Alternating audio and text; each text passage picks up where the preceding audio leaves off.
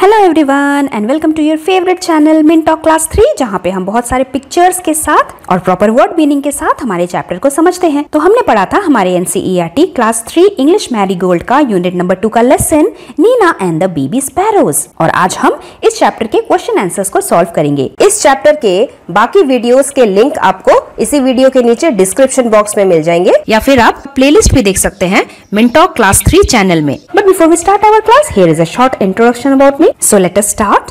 Reading is fun. Question number 1.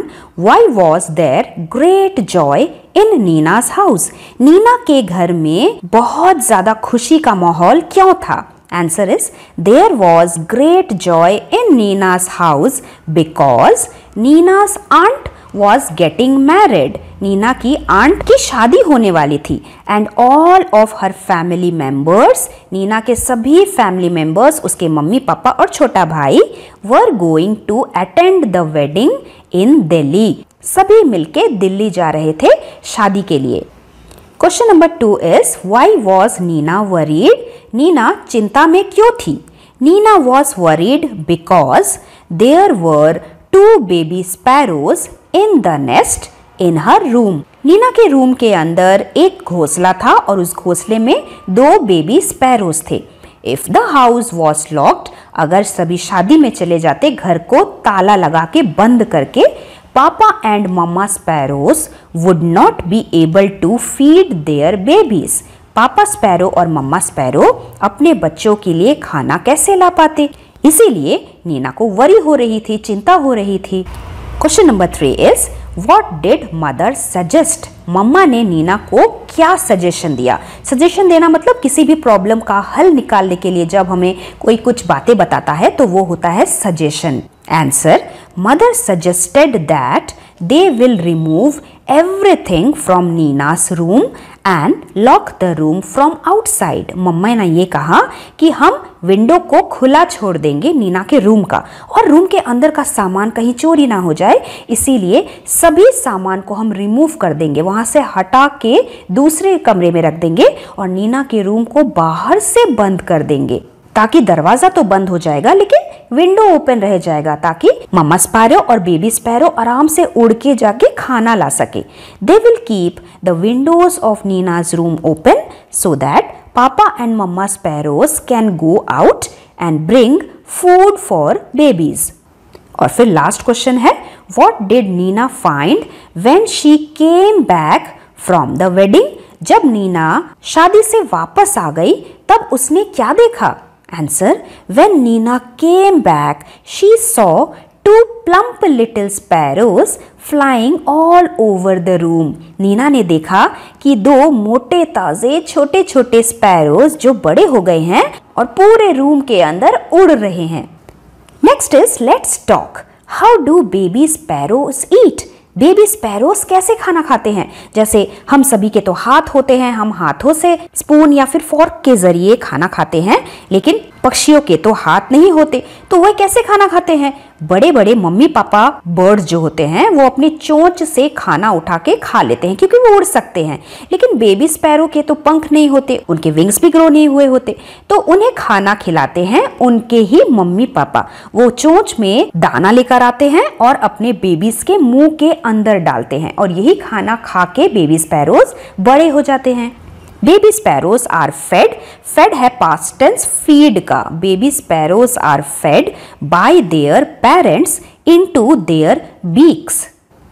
Next is number 2, what new things would you like to wear for a wedding? अगर आपके भी घर में शादी है तो आप कौन से नए कपड़े पहनना चाहते हैं, क्या पहनना चाहते हैं? आप अपना सेंटेंस ऐसे लिख सकते हैं, I would like to wear, मैं पहनना पसंद करूंगी। तो जो गर्ल्स होंगी वो एक शाइनी लहंगा पहनना पसंद करेगी, नए जूते और ज्वेलरी पहनना पसंद करेंगे, और जो बॉयज होंगे वो बोलेंगे I would like to wear a suit.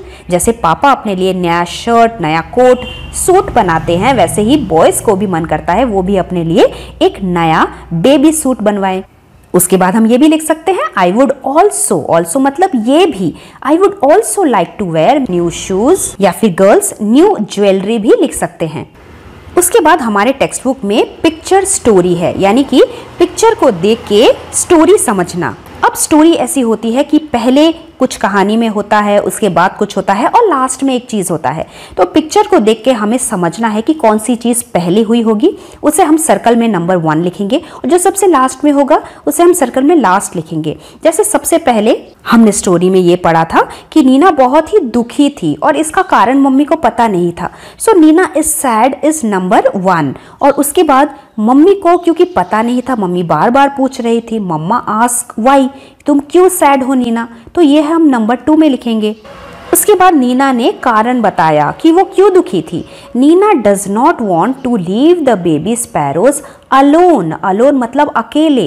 Neena baby sparrows को अकेले नहीं छोड़ना चाहती थी क्योंकि उसे लग रहा था कि इनकी देखभाल कौन करेगा अगर पूरा घर बंद हो जाएगा तो ये है नंबर 3। ये सुनकर मम्मी ने एक आइडिया दिया कि इसमें चिंता की बात नहीं है, हम खिड़की ओपन छोड़ देंगे तो पापा स्पैरो और मम्मी स्पैरो जाके खाना ला पाएंगे। तो इसे हम नंबर 4 करेंगे। और ये सुन के नीना बहुत खुश हो गई कि चलो अब बेबी स्पैरोज को कोई दिक्कत नहीं होगी। This is number 5। Nina is happy again. अब यहीं पे हमने जो 1 2 3 4 5 नंबर लिखा, इन्हीं सेंटेंसेस को हमें यहाँ पे फिल इन द ब्लैंक्स में लिख लेना है। That is number 1 Nina is sad, number 2 mother asks why, number 3 Nina does not want to leave the baby sparrows, number 4 mother says we will leave the window open, number 5 Nina is happy again. उसके बाद है team time, that is हमें group project बनाना है। Would you like to have bird visiting you every day? क्या तुम चाहते हो कि पक्षी तुम्हारे पास रोज तुम्हें मिलने आए, विजिट करने आए? Try making a bird bath and a feeding corner for birds. तो हम पक्षियों के लिए कुछ सामान बनाएंगे। पहली चीज का नाम है बर्ड बाथ, एक ऐसी चीज जहाँ पे बहुत सारा पानी रहता है।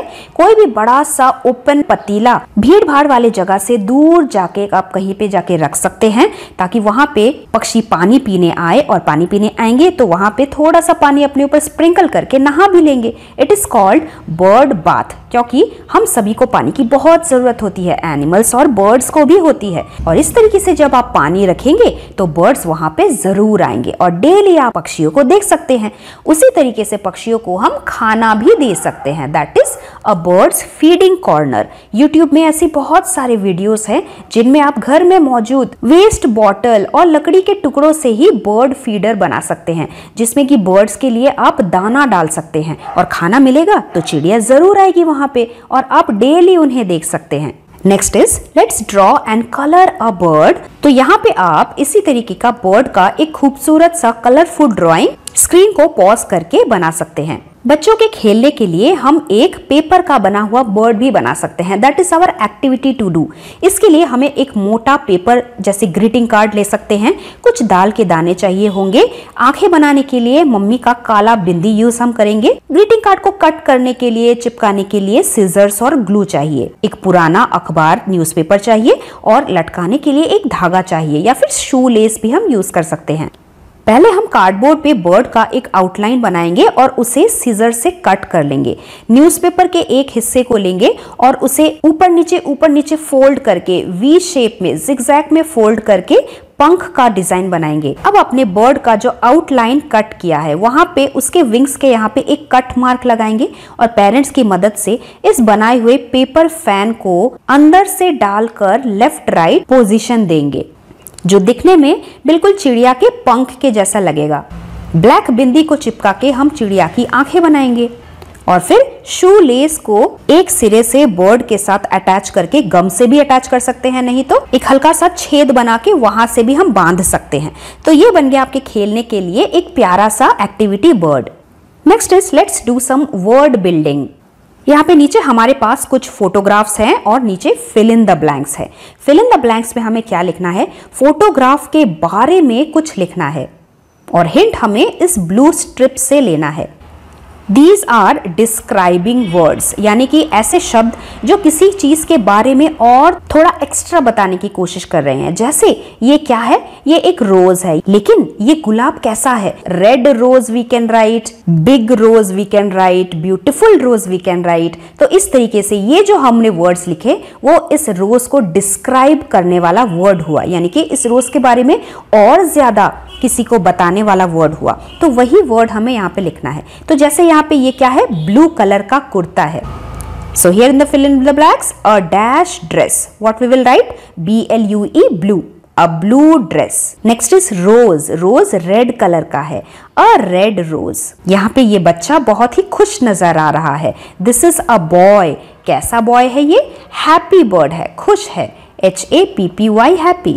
नेक्स्ट फोटोग्राफ में एक पिकॉक है, बहुत ही खूबसूरत है। तो हम क्या लिखेंगे, हिंट वर्ड्स का यूज करेंगे। A beautiful peacock. वैसे ब्यूटी में BEAUTY होता है, लेकिन जब हम ब्यूटीफुल लिखते हैं वाई को हटा के आई लिखते हैं, फिर FUL फुल लिखते हैं। What is next? This is a blackboard, a dashboard. तो यहाँ पे हम BLACK black लिखेंगे। और यहाँ पे ये अंकल कितने लंबे हैं। This is a man. ये मैन कैसा है, बहुत ही लंबा है। So there we will write TALL tall man. तो ये था आपके इस टेक्स्ट बुक का सबसे लास्ट क्वेश्चन। वीडियो अगर पसंद आया हो तो लाइक करना मत भूलिए, and if you are new to this channel then please do subscribe the channel, जिससे कि आप आने वाले वीडियोस के नोटिफिकेशन को मिस ना करें। Thanks for watching and do like share subscribe our channel Mintalk class 3 for more upcoming videos.